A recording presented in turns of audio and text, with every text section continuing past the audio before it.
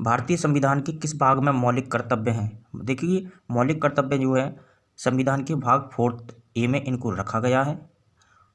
4A में 51 अनुच्छेद 51A मौलिक कर्तव्य से रिलेटेड है।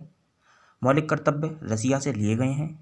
संविधान संशोधन 42वें संविधान संशोधन 1976 द्वारा इनको संविधान में जोड़ा गया था।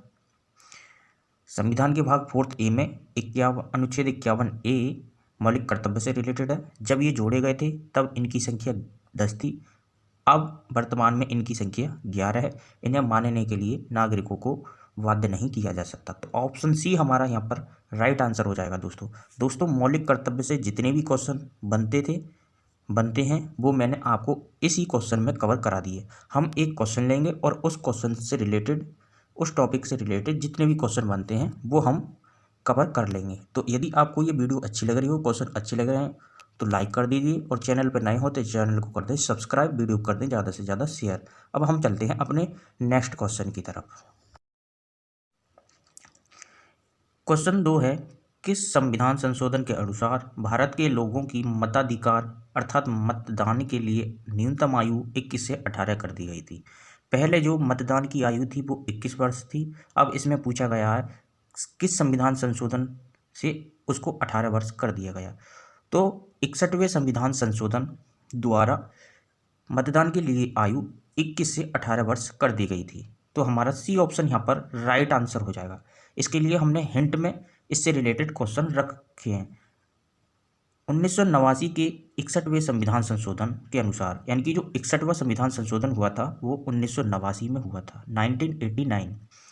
इसके अनुसार भारत में मताधिकार मतदान की आयु 21 से 18 कर दी गई। तो हमारा ऑप्शन सी यहाँ पर राइट आंसर हो जाएगा। अब चलते हैं हम अपने नेक्स्ट क्वेश्चन की तरफ।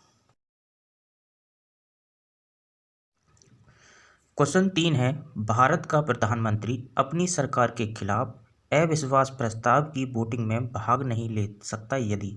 इस क्वेश्चन में पूछा गया है कि किस स्थिति में प्रधानमंत्री अपने खिलाफ अविश्वास प्रस्ताव में वोटिंग नहीं कर सकता।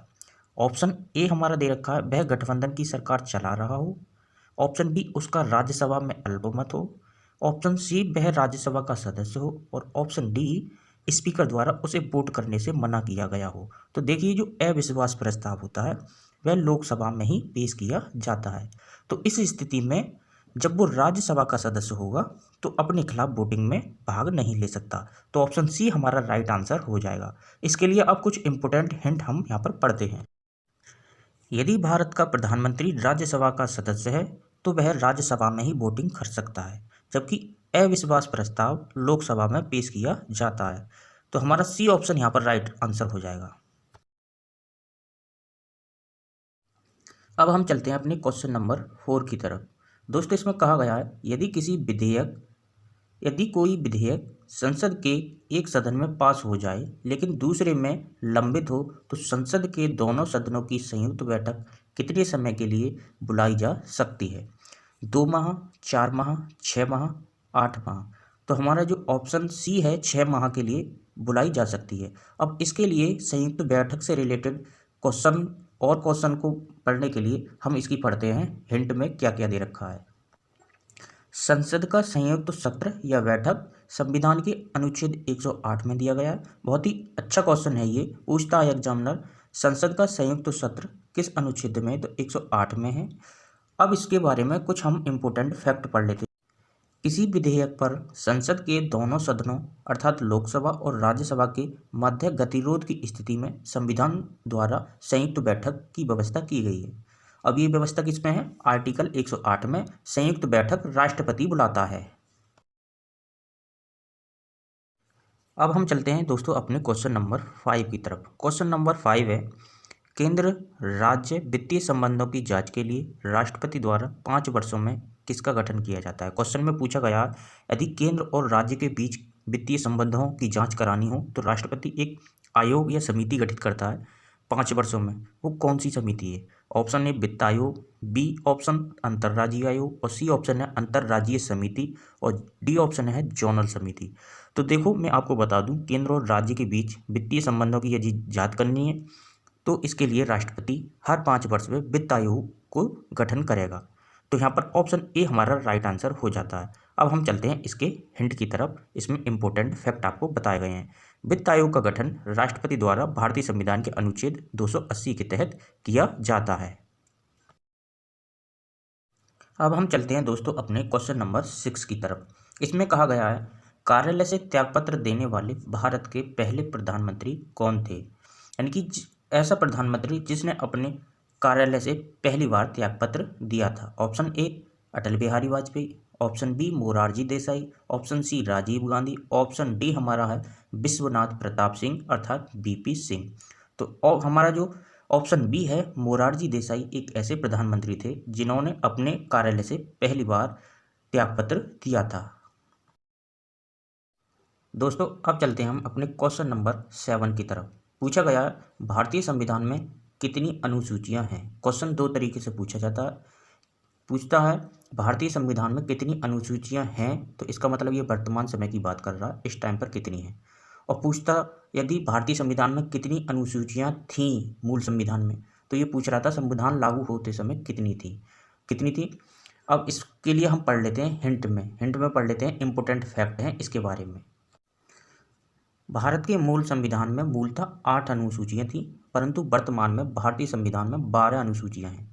संविधान में 9वीं अनुसूची प्रथम संविधान संशोधन 1951 द्वारा, जबकि 10वीं अनुसूची 52वें संविधान संशोधन 1985 द्वारा और 11वीं अनुसूची 73वें संविधान संशोधन 1992 द्वारा एवं 12वीं अनुसूची 74वें संविधान संशोधन 1992 द्वारा जोड़ी गई। यानी कि 73 और 74 दोनों 92 में ऐड की गई हैं। तो ये इंपॉर्टेंट फैक्ट हैं जो आपके लिए एग्जाम पॉइंट ऑफ व्यू से बहुत ही मोस्ट इंपॉर्टेंट है। इस क्वेश्चन का पूरा पोस्टमार्टम हम कर चुके हैं। तो अब देखते हैं हम इसका आंसर क्या होगा। तो क्वेश्चन पूछा गया है कितनी अनुसूचियां हैं, तो इसका ऑप्शन हमारा हो जाएगा डी ऑप्शन करेक्ट हो जाएगा। इस समय वर्तमान में 12 अनुसूचियां संविधान में हैं। अब हम चलते हैं अपने क्वेश्चन नंबर 8 की तरफ। क्वेश्चन नंबर 8 है हमारा, निम्नलिखित पर ध्यान दीजिए। पहला विधान परिषद, दूसरा संसद का उच्च सत्र और तीसरा कथन हमारा है नगर निगम। ये 3 कथन हमारे दिए गए हैं। इसमें से पूछा गया है इन 3 में से कौन स्थायी है।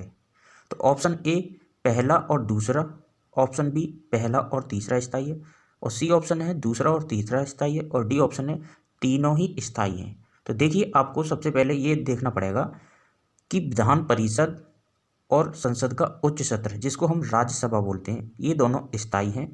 तो हमारा ऑप्शन ए राइट आंसर हो जाएगा। कथन 1 और 2 सत्य हैं, यानी कि दोनों स्थायी सदन हैं। तो चलिए अब हम चलते हैं अपने नेक्स्ट क्वेश्चन की तरफ। क्वेश्चन नंबर 9 है हमारा। दोस्तों इसमें पूछा गया है निम्नलिखित में भारत के संविधान में स्पष्ट रूप से क्या वर्णित है, किसका उल्लेख किया गया है। कथन ए शोषण के विरुद्ध अधिकार, कथन 2 सती प्रथा का अंत और कथन 3 है हमारा प्रेस की स्वतंत्रता। पूछा गया है इन तीनों में से कौन जो है स्पष्ट रूप से वर्णित है या उल्लेख किया गया है। तीनों का किया गया है। अब पहला ऑप्शन केवल 1 का किया गया है, दूसरा ऑप्शन 1 या 2 का किया गया है और तीसरा ऑप्शन 2 या 3 का किया गया है। तो डी ऑप्शन है हमारा केवल 3 का किया गया है। तो देखो इसमें जो है शोषण के विरुद्ध अधिकार का संविधान में उल्लेख किया गया है। तो ऑप्शन हमारा ए करेक्ट हो जाएगा। तो दोस्तों अब चलते हैं हम क्वेश्चन नंबर 10 की तरफ, जो कि हमारे आज के सेशन का लास्ट क्वेश्चन है। तो दोस्तों क्वेश्चन नंबर 10 है हमारा। पूछा गया है भारत की तीनों सेनाओं का प्रमुख कौन होता है। ऑप्शन ए प्रधानमंत्री, ऑप्शन बी रक्षा मंत्री और ऑप्शन सी राष्ट्रपति और ऑप्शन डी हमारा है उपराष्ट्रपति। तो देखिए जो तीनों सेनाओं का प्रमुख होता है वो हमारा राष्ट्रपति तीनों सेनाओं का अध्यक्ष यानी कि प्रमुख कहलाता है। तो ऑप्शन सी हमारा यहाँ पर राइट आंसर हो जाएगा। अब यहाँ पर पढ़ लेते हैं। इसमें कहा गया है भारत का राष्ट्रपति देश का प्रमुख, तीनों सेनाओं का प्रमुख और देश का प्रथम नागरिक होता है। तो ऑप्शन सी हमारा यहाँ पर राइट आंसर हो जाएगा। दोस्तों यदि वीडियो अच्छी लग रही हो तो चैनल को सब्सक्राइब और वीडियो को लाइक करके ज़रूर जाइएगा और अपने इस दोस्तों में इसको शेयर ज़रूर करिएगा। दोस्तों मैं इसी प्रकार से जो हमारा संविधान की सीरीज चल रही है उसको हम कंटिन्यू करते रहेंगे। और यदि चैनल पे आप नए हैं तो चैनल को कर दें सब्सक्राइब, वीडियो को कर दें शेयर और लाइक। और यदि आप इस वीडियो की PDF चाहते हैं तो मैं इसको टेलीग्राम ग्रुप में शेयर करता रहता हूं। यदि आप वहां पर ज्वाइन नहीं है तो टेलीग्राम की लिंक जो है डिस्क्रिप्शन में दे रखी है, आप वहां पर जा करके उसको ज्वाइन कर लें और अपनी तैयारी को एक अच्छे वे में ले जाएँ। मैं वहाँ पर भी क्वेश्चन पोल के रूप में डालता रहता हूँ, तो वहाँ पर भी आपको जुड़ना बहुत ही अच्छा रहेगा। तो चलिए दोस्तों, मिलते हैं अपनी नेक्स्ट वीडियो में किसी और टॉपिक के साथ। तब तक के लिए जय हिंद, नमस्कार, आपका दिन शुभ हो।